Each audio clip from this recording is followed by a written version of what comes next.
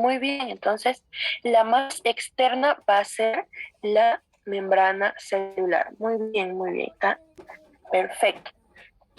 Entonces, esta membrana, chicos, es una estructura celular muy indispensable para la supervivencia de todas las células. Y además, esta membrana celular es constante, o sea, siempre va a estar presente tanto en células eucariotas como en células procariotas. Es constante para todos los niveles de organización que tienen las células, tanto para procariotas como para eucariotas.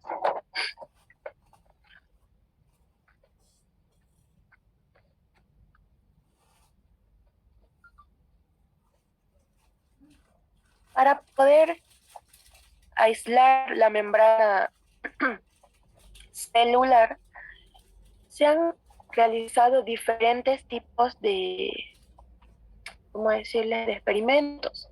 Uno de los cuales era conseguir una muestra de sangre, la cual iba a ser llevada a una solución hipotónica. ¿Qué va a hacer esta solución hipotónica? Va a hinchar a estos glóbulos rojos, produciendo una hinchazón tan grande, la cual va a romper la membrana. Va a romper la membrana celular y todos los componentes que tiene este glóbulo rojo van a ser liberados hacia el medio externo. A este paso, digámoslo así, se llama hemólisis. Quiere decir que la membrana se rompe dejando todos los componentes fuera de la célula. Una vez ocurre esta hemólisis, lo que sucede es que nosotros tomamos como muestra estos glóbulos rojos hemolizados para poder observarlos al microscopio electrónico y poder observar la integridad de la membrana y por lo tanto su composición. A estos glóbulos rojos hemolizados se los denomina también fantasmas de los eritrocitos. No sé si alguno de ustedes conoce este jueguito.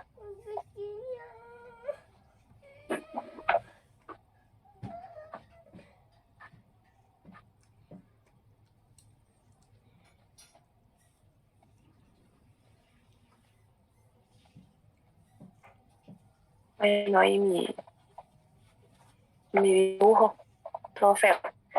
No sé si ustedes conocen ese juego. Sí. Entonces traten de asociar estos fantasmas de los eritrocitos a los fantasmas del jueguito de Pac-Man. Eso para que ustedes tengan algo de cómo recordar este tema. Entonces, una vez nosotros llevamos a estos fantasmas o glóbulos rojos hemolizados, los llevamos a observar al microscopio. Entonces, ahí podemos nosotros ver la siguiente composición: proteínas, lípidos e hidratos de carbono. Proteínas, que son los componentes que tienen en mayor cantidad, con un 52%, lípidos en un 40% y los hidratos de carbono, que van a estar en menor cantidad, con un 8%. Entonces, ¿qué más se descubrió aparte de los componentes? Que la cara externa de los glóbulos rojos no tiene la misma composición que la cara interna. ¿A qué se llamaría esta diferencia, digámoslo así? ¿Qué otro nombre le podemos dar nosotros a algo que es diferente en un lado y en el otro?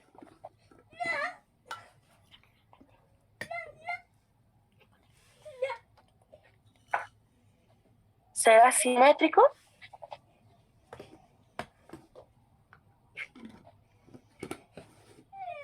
¿Qué dicen ustedes? ¿O será asimétrico? Asimétrico.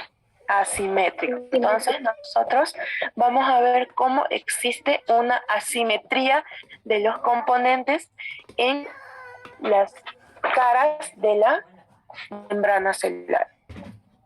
Distribución asimétrica de sus componentes. No se olviden, por favor, de esa palabra.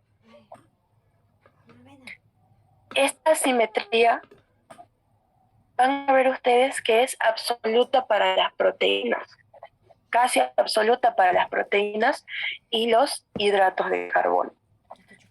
Mientras que para los lípidos va a ser parcial, porque vamos a ver lípidos tanto en la cara externa como en la cara interna. Ahora bien, fíjense ustedes, tenemos aquí nosotros la cara externa.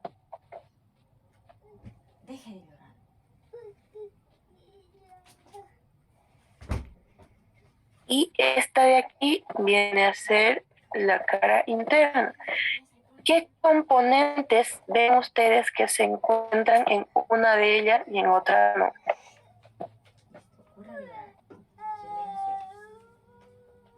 ¿Tenemos proteínas? Sí. Tenemos proteínas, tenemos los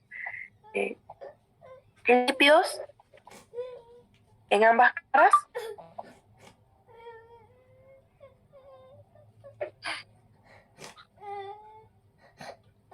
Tenemos, fíjense, miren, aquí tenemos un lípido, aquí otro en la cara interna, aquí otro en la cara externa. Y los hidratos de carbono, ¿qué pasará con los hidratos de carbono? Solo están afuera. Solo están en la cara externa. Entonces, ahora ya tienen ustedes en claro que las proteínas y los hidratos de carbono, fíjense, van a estar con una distribución asimétrica en la cara externa contra la cara interna. ¿No? En otras palabras, los carbohidratos prácticamente no van a existir en la cara interna, solamente en la cara externa. ¿Quedó claro esta parte de la distribución asimétrica?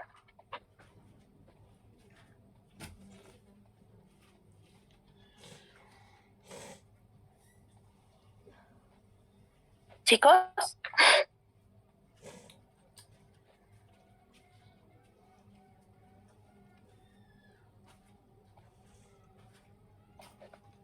Bueno, entonces vamos a continuar. ¿Cuáles eran los componentes de la membrana celular? ¿Quién me los puede decir?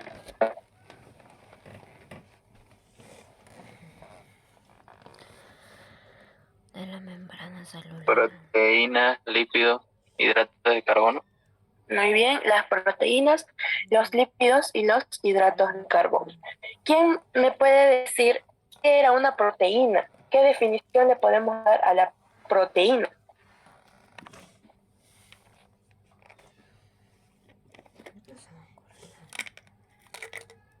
Son largas cadenas de aminoácidos unidas por enlaces peptídicos. Muy bien, son cadenas largas o cadenas gigantescas de aminoácidos, las cuales van a estar unidas gracias a enlaces de tipo peptídico. Ahora bien, dentro de lo que es los componentes de la membrana celular, nosotros vamos a tener proteínas de dos tipos, las llamadas proteínas integrales y las proteínas de tipo periférico.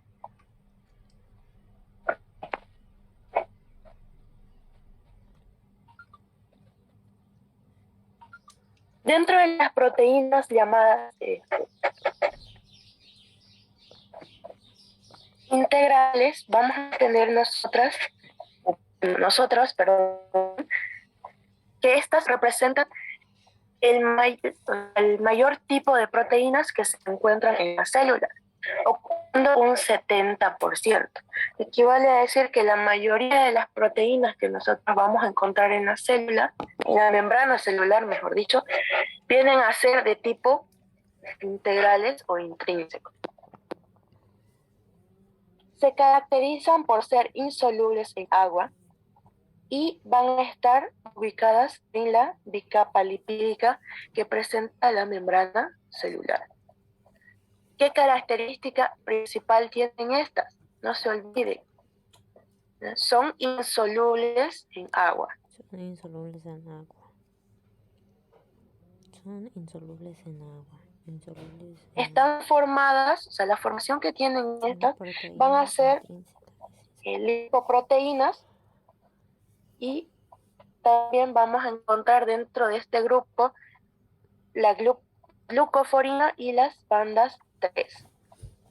Glicoproteína, Así que glucoforina. no se olviden su principal característica de estas proteínas integrales o intrínsecas es que son insolubles en agua. ¿Alguna duda que haya quedado con respecto a estas proteínas?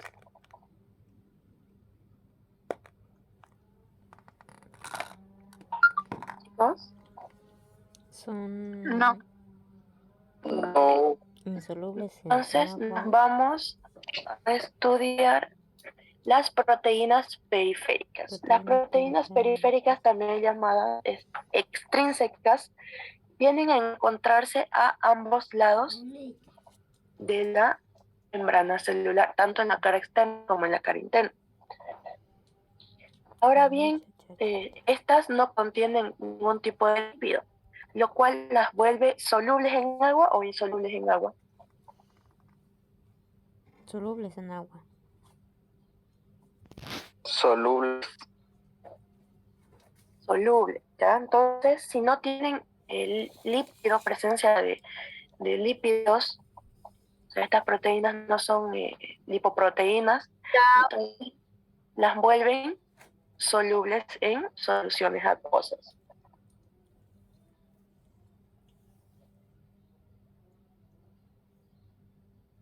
Dentro de las proteínas periféricas nosotros vamos a encontrar como ejemplos la actina, ¿no? La actina, vamos a encontrar la espectrina, todos estos integrantes muy importantes, digámoslo así, de la parte del citoesqueleto celular.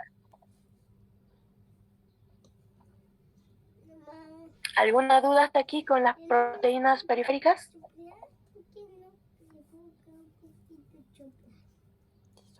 ¿Chicos? Muy bien.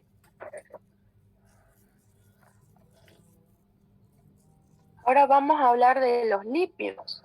¿Qué eran los lípidos? ¿Quién se acuerda?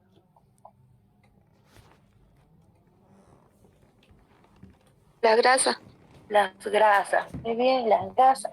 Entonces vamos a decir que los lípidos vienen a ser un componente principal de la membrana celular y están representados principalmente por un grupo que son los fosfolípidos. Estos fosfolípidos se van a encontrar de manera más abundante en la composición de la membrana celular, pero también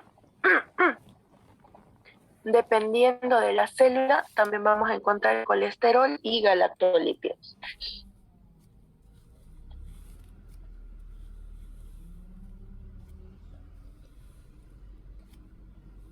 La mayor composición de los lípidos va a estar dada por lo que vienen a ser fosfolípidos neutros, ¿ya? Lo cual van a formar la bicapa lipídica. No se olviden que en la membrana celular nosotros tenemos como composición la membrana lipídica,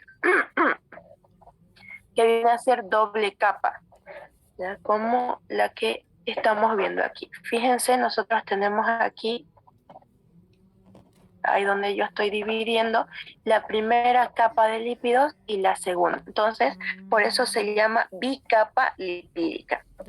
Si nos vamos a esta otra imagen, también podemos observar nosotros, fíjense, una capa de lípidos y la segunda capa de lípidos. Entonces, no se olviden, en la membrana celular nosotros manejamos una bicapa lipídica, una capa, o sea, dos capas de lípidos dentro de la composición de nuestra membrana celular.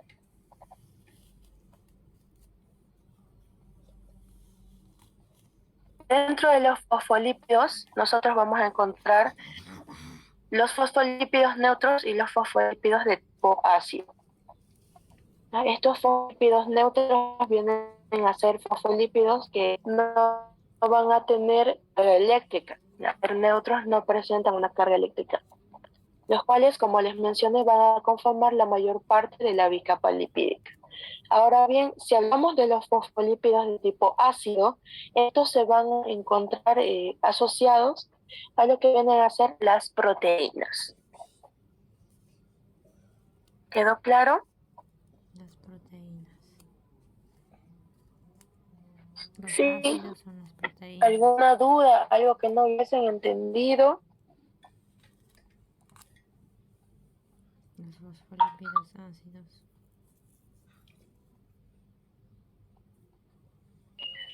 No, doctora. Muy bien, entonces continuamos.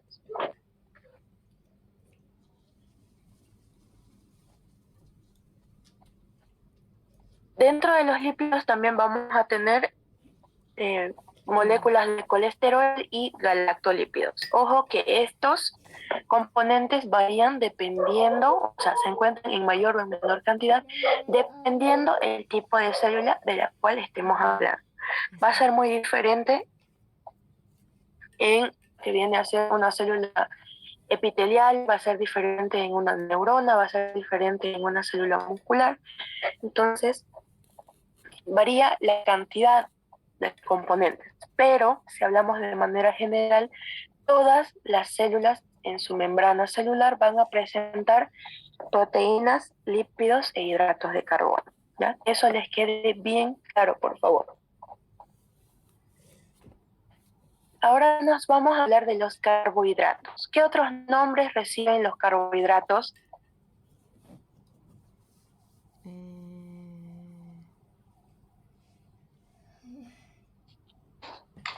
Sacáridos. Sacáridos o Polisacáridos.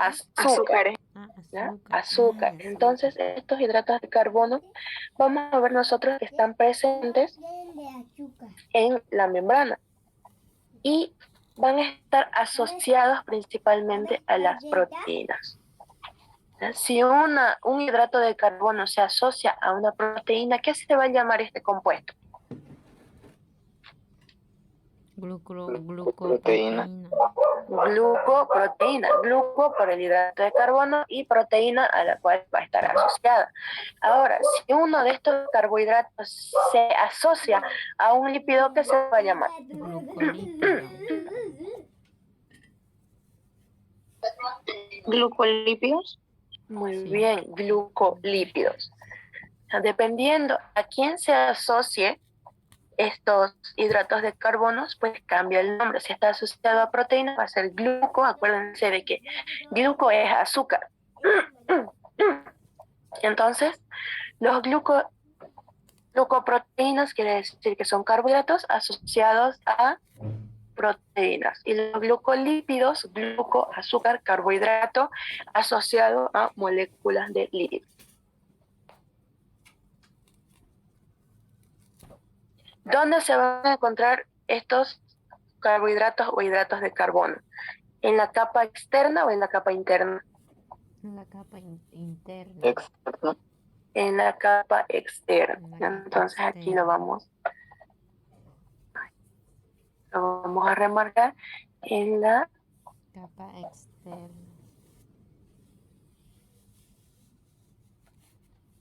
Capa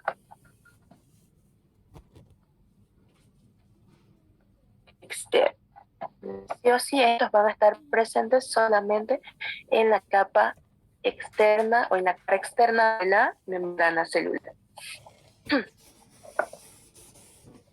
Si ustedes se fijan aquí, nosotros en lo que viene a ser la membrana celular teníamos diferentes modelos, ¿ya? Hasta el momento en el cual los diferentes investigadores lograron llegar a un modelo definido.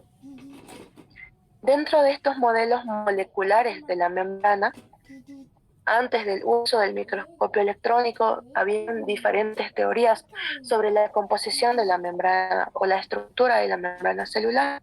Entonces, surgieron diferentes tipos de modelos, siendo el primero de ellos la estructura trilaminar o de sándwich.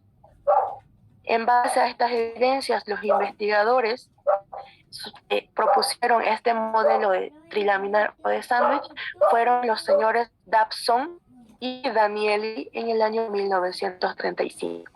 Ellos propusieron que la membrana plasmática, la membrana celular, tenía una doble capa de lípidos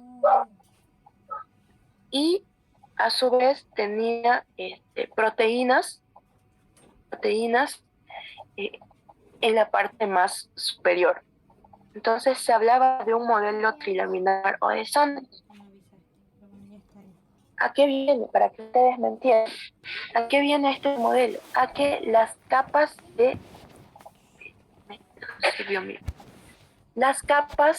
proteínas hacen referencia a un pan. Cuando ustedes van a hacerse un sándwich, ¿qué ocupan ustedes? Pan, A huevo, ver, díganme, ¿qué ocupan ustedes para hacerse un sándwich? Un pan cortado a la mitad. ¿Ya? Ocupan pan, ¿qué más? Lo que sea que quieran ponerle. Esto puede ser queso, puede ser mortadela, puede ser un huevito, puede ser lo que, como dice mi hermano, lo que hay en la casa. Entonces, ¿qué sucede aquí? Que para este modelo trilaminar o de sándwich, fíjense, los investigadores Dobson y Danieli dijeron que esta proteína actuaba como uno de los primeros panes. A esta proteína se le añadía una bicapa lipídica.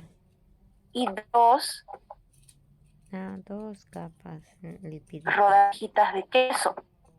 Y finalmente las proteínas más externas vendrían a ser como el pan que va a cubrir nuestro sándwich.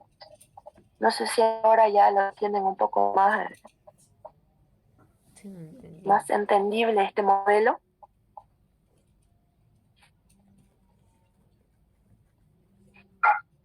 Chicos, entonces así funcionaba el modelo que ellos propusieron, trilaminar o de sándwich. ¿Por qué trilaminar? Porque existía una lámina de proteínas, dos de lípidos y nuevamente una de proteína, haciendo la forma como que de un sándwich. El segundo modelo que nosotros vemos aquí viene a ser el modelo llamado unidad de membrana. En este modelo denominado unidad de membrana, nosotros vamos a ver que este señor Robertson, el investigador Robertson, viene a ser quien nos propuso este modelo. ¿Qué decía Robertson? Nos decía que se mantiene la estructura trilaminar, fíjense, tenemos una capa de proteínas, dos capas de lípidos y nuevamente una de proteínas. Pero ¿qué es lo que hizo? ¿Qué cambio hizo este señor Robertson con respecto a la estructura trilaminar? Solamente le dio unas medidas definidas. Nos dijo que las capas de proteína tenían una medida de 20 Armstrong y la bicapa lipídica tenía una medida de aproximadamente 35 Armstrong. Solamente hubo ese pequeño cambio y en el modelo de unidad de membrana, digámoslo así, versus el trilaminar o de sándwich de Dobson y Daniel. ¿Alguna duda hasta aquí? No.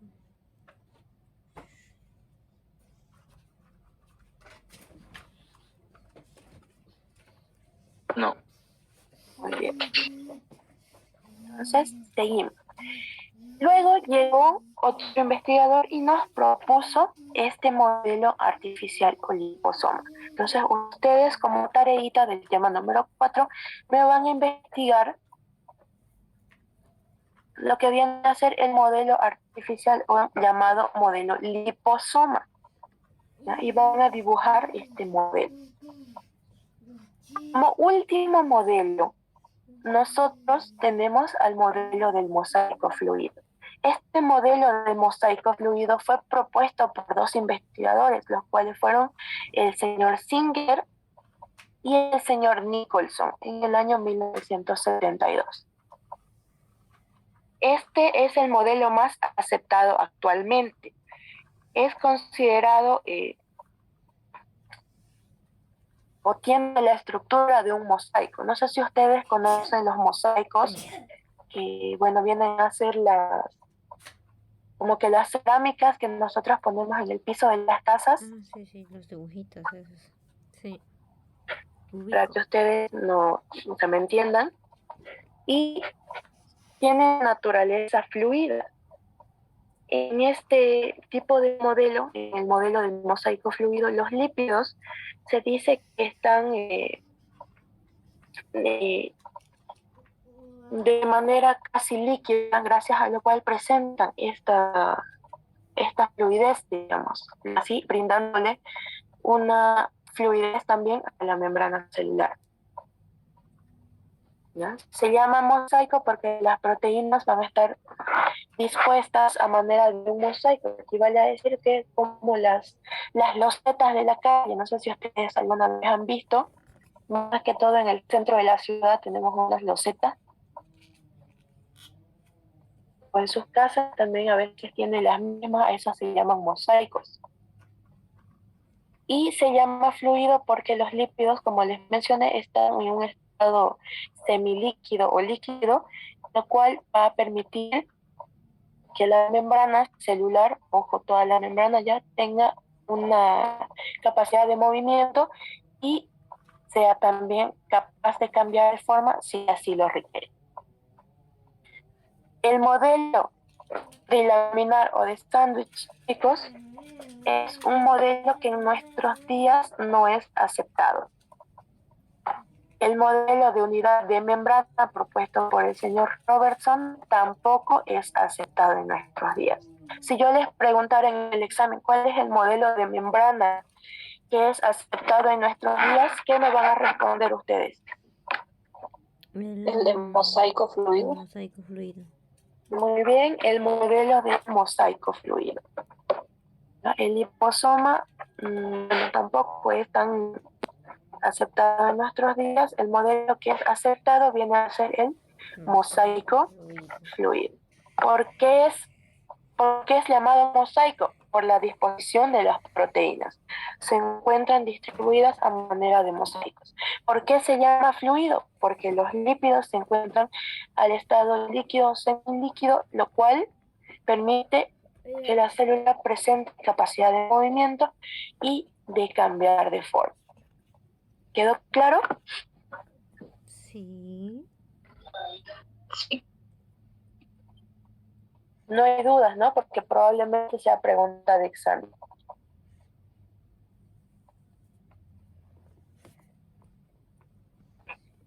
Bueno, si no hay preguntas, nos vamos a la función de la membrana celular. ¿Qué funciones nosotros le podemos dar a la membrana? Primero, permeabilidad. ¿Qué quiere decir permeabilidad? Que esta va a ser permeable al paso de las diferentes sustancias. Transporte activo va a cumplir una función de poder transportar los iones que la célula requiere para sus diferentes funciones. Y finalmente tenemos la función de inmunidad celular. Nos vamos a hablar un poco más de la permeabilidad. Dentro de la permeabilidad celular, nosotros tenemos que tener claros dos conceptos. Dentro de estos tenemos que conocer bien la parte de la difusión y de las ósmosis. Pero para aprender esto, nosotros vamos a ver primero qué es permeabilidad. La permeabilidad viene a ser la característica que tiene la membrana de determinar qué tipo de sustancias pueden ingresar dentro de la célula y cuáles no. ¿No? Lo que sucede es que esta membrana, al ser permeable, va a permitir el ingreso de distintas sustancias o distintos como ser compuestos para que la célula los ocupe en sus diferentes procesos. Ahora bien, la membrana no va a permitir el paso de cualquier sustancia, sino que esta va a regular quiénes ingresan y quiénes salen, actuando así como una barrera para el paso de estas. ¿Qué tipos de permeabilidad nosotros vamos a tener? Tenemos la permeabilidad pasiva, permeabilidad activa y difusión facilitada. ¿Quién se acuerda cuál era la permeabilidad pasiva? Lo vimos en el laboratorio la semana pasada.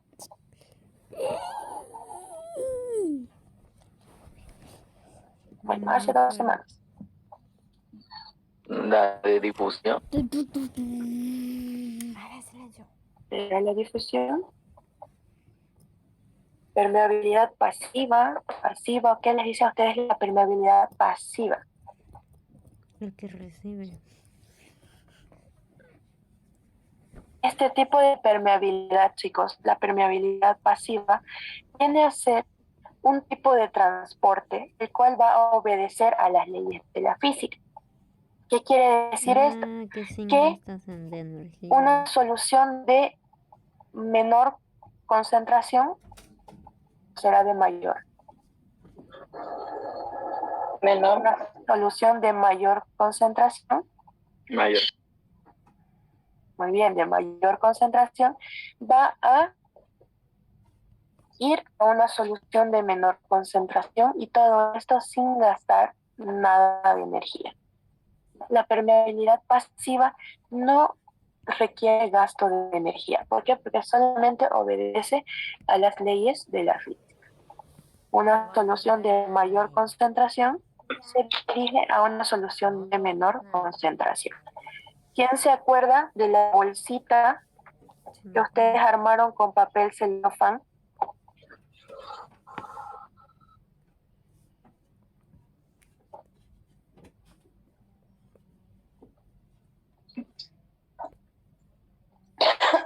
Nosotros nuestra bolsita, ¿se acuerdan? Sí. La cual metimos nosotros a un vasito precipitado el cual tenía agua. Y aquí que teníamos nosotros azul de Metileno. Ahora díganme ustedes cuál es una solución de mayor concentración, el agua o el azul de metileno. El azul de metileno. El azul de metileno, ¿no es cierto?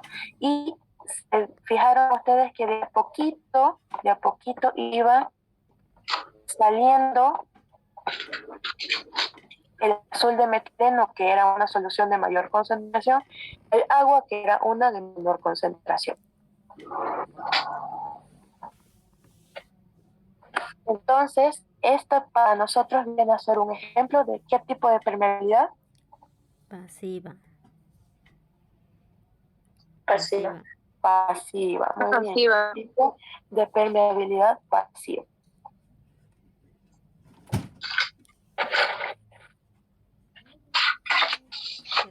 Vamos a ver nosotros que este tipo de permeabilidad está condicionado por varios factores. Primeramente, por la solubilidad. Dado que la membrana celular tiene capas lipoproteicas, hay diferentes sustancias que van a ser solubles en lípidos y van a ser capaces de atravesar la membrana, a diferencia de otras sustancias